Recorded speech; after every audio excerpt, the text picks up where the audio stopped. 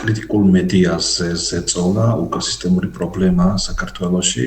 და მსგავსი დამოუკიდებელი მედია საშუალებები, როგორც თბილისში, ასევე განსაკუთრებით რეგიონებში, სწორედ ასეთი პრობლემების წინაშე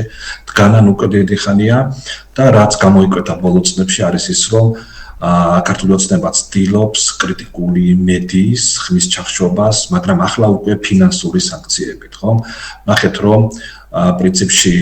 რეგიონალურ მედიაზე არის ამ ბოლო დროს განსაკუთრებით ზეწოლა, მანამდე იყო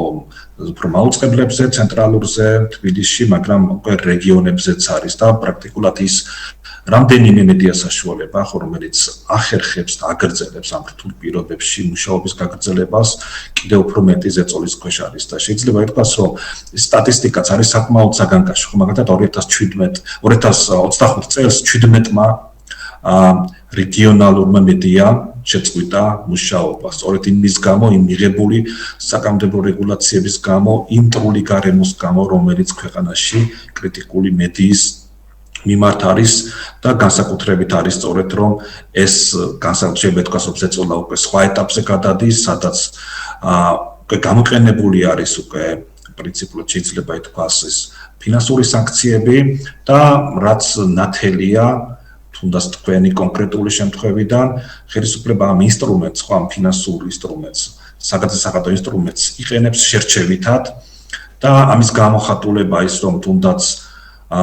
თქვენს წინააღმდეგ პრაქტიკულად უკვე თრიალეთის წინააღმდეგ უკვე მიმდინარეობს ამდენი ხანია ეს პოლიტიკა, თუმცა არიან სხვა მედია საშუალებები, განსაკუთრებით ხელისუფლებასთან დაახლოებული მაუწყებლები, რომელთაც აქვთ მრავალმილიონიანი დავალიანება, მათ ეძლევათ რესტრუქტურიზაციის საშუალებაც და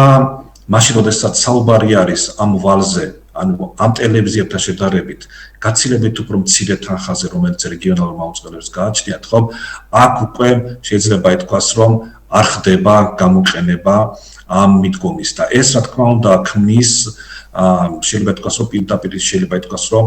აშიშვლებს იმ საგადასახადო ინსტრუმენტს, რომელიც პოლიტიკური რეპრესიის მექანიზმად გამოიყენება,